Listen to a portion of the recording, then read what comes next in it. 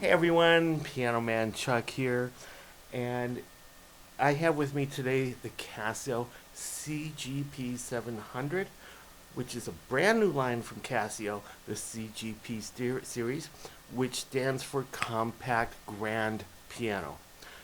Prior to this, they had the CDP series, which stood for Compact Digital Piano.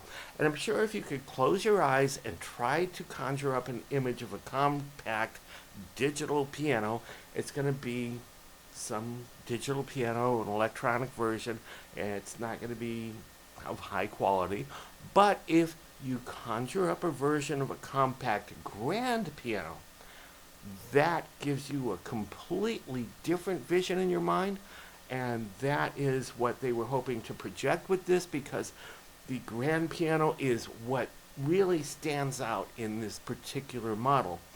In fact, Casio doesn't really reveal who they sample their pianos from, but it's well known that it's done from Steinway grand pianos, concert grand pianos.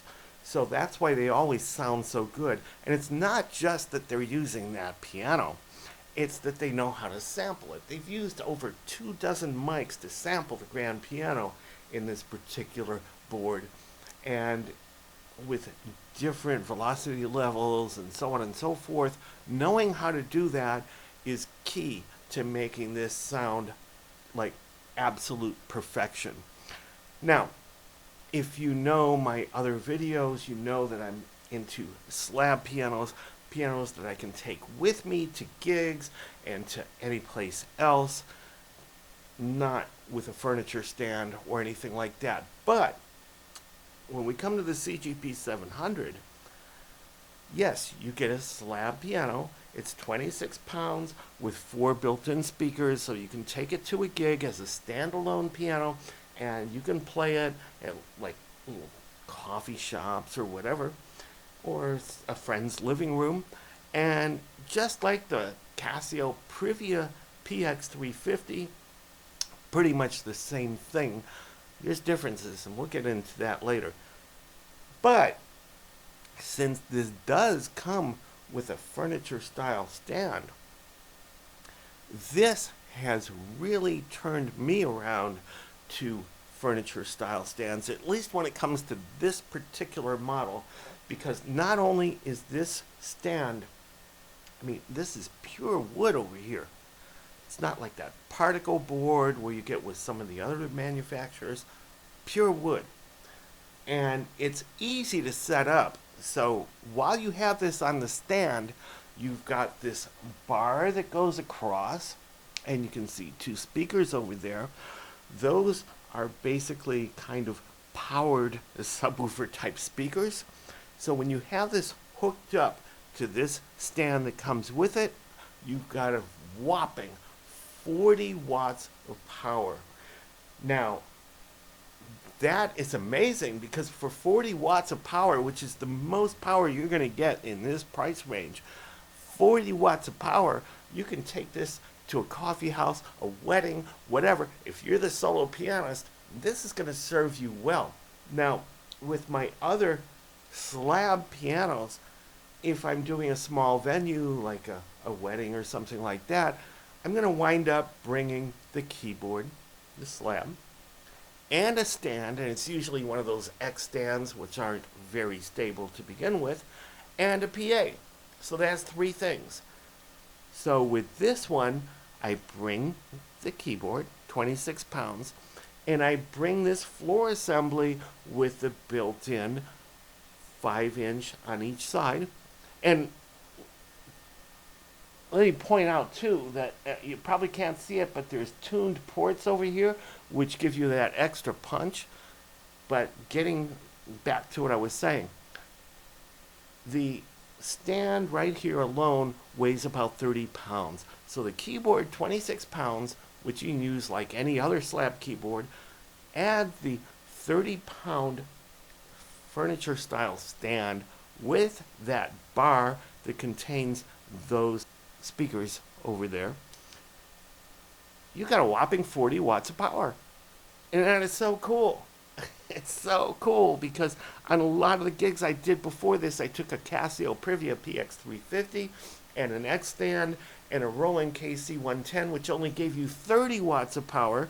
And if you wanted to do it on batteries, it only gave you 20 watts of power. And that was more than enough to do a lot of like backyard parties and stuff. This is even better. So that's one of the main features of this particular board, and I've grown really fond of bringing this furniture style stand with me. And unlike the X stands which you bring on stage, somebody backs into it like your guitar player or whatever, it can fall. This has a lot wider base that's touching the floor, so it's going to take a lot more to make this fall. And they even have some extra precautions that you can set up with this to make it tip proof. All right, now the big thing is the touchscreen. Now, while Casio was at Summer NAMM 2015 in Nashville, my classic rock band was on their annual summer tour over in New York at the time. So I didn't even know this was happening until I got back from my summer tour. And when I got back and I saw that they had 3 new models, the Privia PX-560, the Privia PX-360, and this brand new line, the CGP line, and this is the 700, CGP-700. And wow, the big thing with all of them is that it now has a 5.3-inch touch screen. I cannot begin to even convey to you how phenomenal that is from my perspective as a gigging pianist. Now, it's amazing that the big news didn't come from Korg or Kurzweil or Nord or Kawai or Yamaha or Roland. It came from Casio. And the news with this touchscreen is so big that they have raised the bar so high that the 6 that I just mentioned, they're going to have a lot of catching up to do. And let me just back up a minute. Korg has the Kronos with the 8-inch touchscreen, but you're going to pay $4,000 for something like that. With this, here's the best part. The manufacturer's suggested retail price is $1,099, but you can get this at a street price, meaning you can get this at pretty much any authorized Casio resale outlet for $799. And that would be a place like Zounds.com, GuitarCenter.com, SamAsh.com, Craft Music, Musician's Friend, and so on and so forth. $799 for what you get here, phenomenal. And you know, it doesn't end there. It just keeps getting better and better and better. With this USB thing that they have over here, you can take a USB thumb drive, slip it in there, and you can record your performance either as an audio performance or as a MIDI performance. Very cool. You don't even have to worry about running out of space. And it even has a 16-track sequencer. Now, how cool is that? And not only does it have that 16-track sequencer, you can adjust the volumes of the different playback tracks in this, which you couldn't do with the PX350. So, big improvements all along the way. As a gigging pianist, I can tell you I really appreciate this board for reasons you probably can't even imagine, but basically, on a lot of stages that I play at, it's dark. Oh, it's bright to the audience, you got lights shining right in your head, but for the performer on stage, I can't see anything. So, with the Casio Privia PX-350 that I used to use, I took something like this USB LED light, which I would plug into this USB socket right here. See? And I would be able to point that at the buttons and switches and so on and so forth. And with the stand that this actually comes with, You can put your music or your notes or your scribbles on it. And now I can point this at that so that I can actually read it. All right, now the big problem was the screen, which has been solved here. I can't tell you how many times I wanted to take that $4,000 Cord Chronos with me just so I could see what I'm doing on the screen. It's a touch screen. It's 8 inches. But aside from that, Casio at under $1,000 has come up with the same touchscreen. It's not the same, it's different, it's better. Now, looking at this screen right now, and I don't need any kind of light pointing at it to see it, looking at this screen, you are now looking at the main menu. You see 8 icons over here. Now, if you look at your cell phone, you see a series of icons, so you're already familiar with that kind of interface, and I can actually slide this, and I've got the next set of icons. So I had 8 on the main screen, 4 here, and I can slide it back, and so on and so forth. And each time I press one of the icons, I get to whatever it's labeled. I've got tone. Let me back up a minute. Tone is Casio's way of describing the different sounds. Other manufacturers use different terms like patches, voices, and programs, and so on and so forth. Casio uses the word tone. All right. Then they got rhythms, balance, effects. Effects is really cool. MIDI recorder, audio recorder, music presets, system settings, and we got controller, mixer, MIDI, and media. All right. I'll get into what those all are in another video, but right now just know that they're there and they're very powerful and you can do a lot of things with them. Now the song that I was playing at the beginning of this video, it's one of my own, and it sounded pretty good. Now what you were hearing was recorded directly from the line outs. So again, like I mentioned, you've got 4 speakers built into the slab and 2 on that bar in the bottom. And by the way, that bar in the bottom, the way I've got it set up right now is as a performer, I'm facing the audience and those speakers are also facing the audience. But in a more typical home setup, the speakers would be facing in and this would be against the wall. Now, it's a matter of, it's really simple to just undo a couple of screws and reverse that bar to point the speakers inward if you don't want them pointing outward. So a lot of flexibility over there. All right, now that song, getting back to that song that I played at the beginning, which you were hearing through the line outs, let's hear that through the speakers, and let me go over here to the system settings, and we've got the speaker on, meaning these 4 speakers. So let me move the mic over here.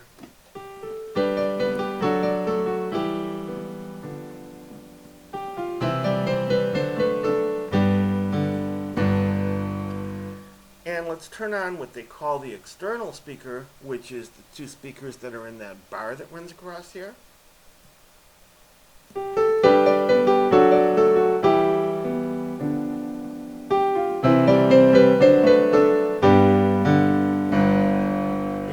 Difference over there.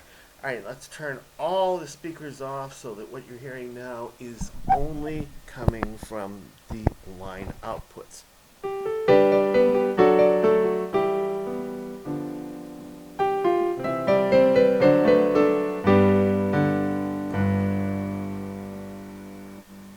Very cool, huh? All right, now let's get into some of the other things that this board I wanted to convey to you about. As far as the number of tones, voices, patches, programs, whatever you want to call it, 550. That is a whopping number of tones for something in this price range.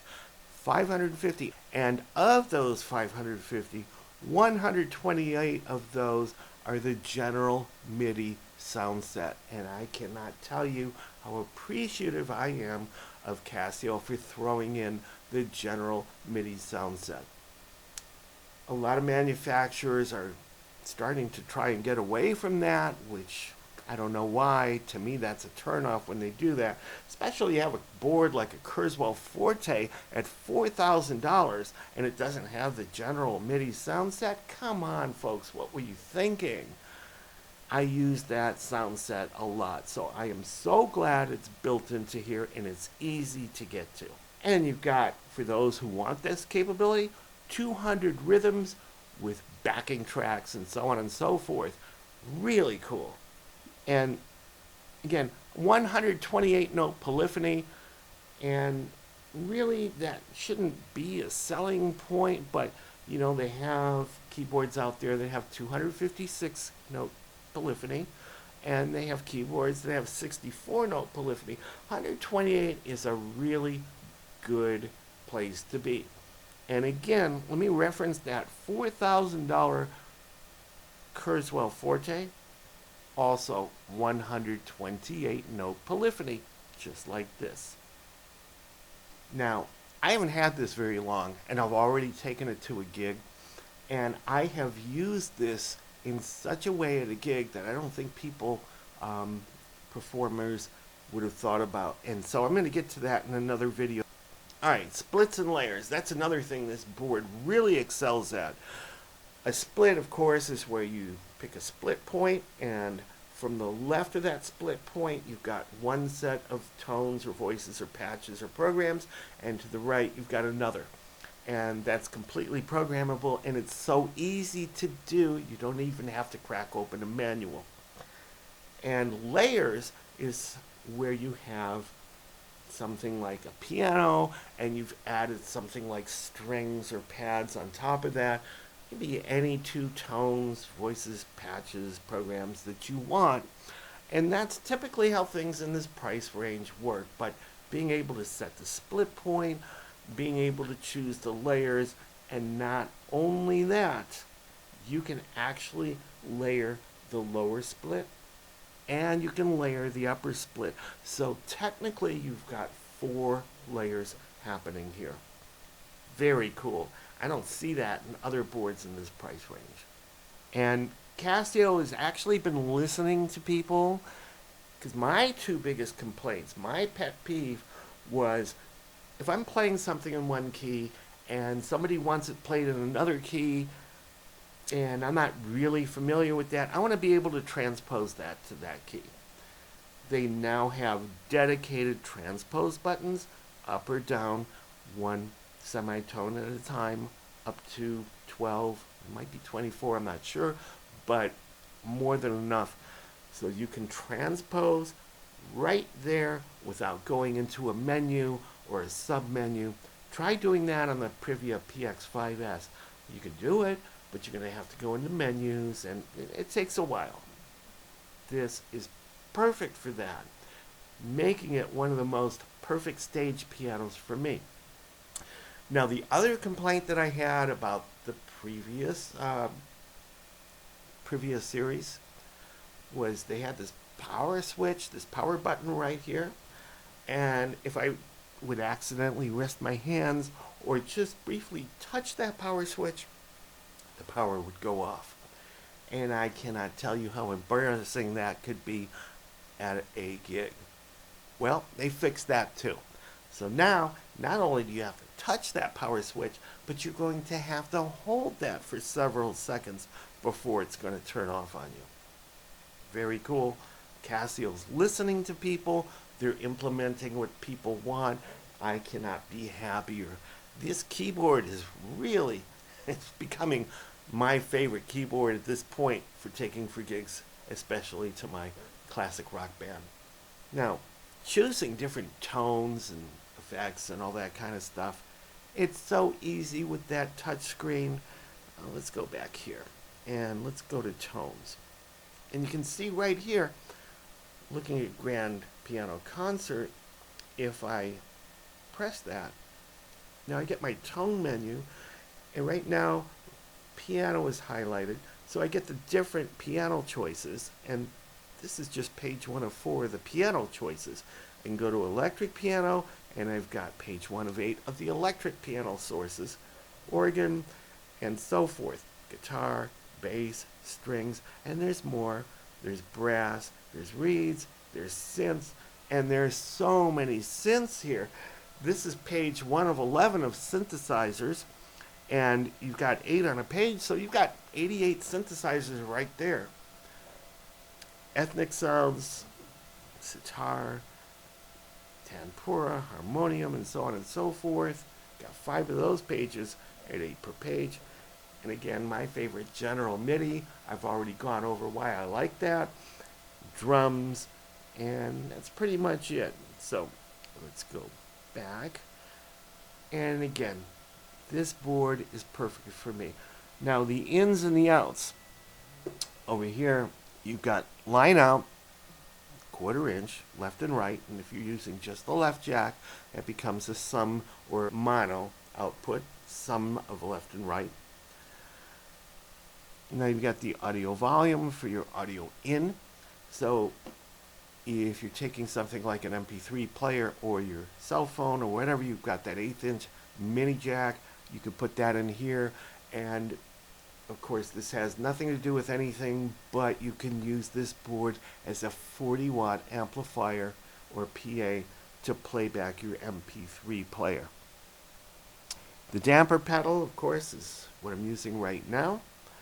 And then you've got your power, and again, the USB over here, which is the thumb drive, or you can take your standard A and B USB cable, A and B at one end, A and B at either end. Plug this into any USB compliant computer like an Apple Mac or a Windows computer. I'm using Windows 7 actually. And voila, you've got a MIDI interface. The only thing that this is missing, which I'm not going to miss too much, but I wish I had it, was the standard 5-pin DIN MIDI in, out, and through. They don't have that, but most people are not going to miss that, especially if you're hooking up to a computer. So anyway, my perspective on this whole board is as a solo pianist and as a keyboardist for a classic rock band, and I can tell you, this is actually a dream come true, and it's $799 US. You can't beat it. I'm so thrilled with this board. I'm going to put out some other videos that are going to do how-tos, demos, tips and tricks, and so on and so forth. So in the meantime, I hope this has helped you out. PianoManChuck, peace out. Thanks for watching.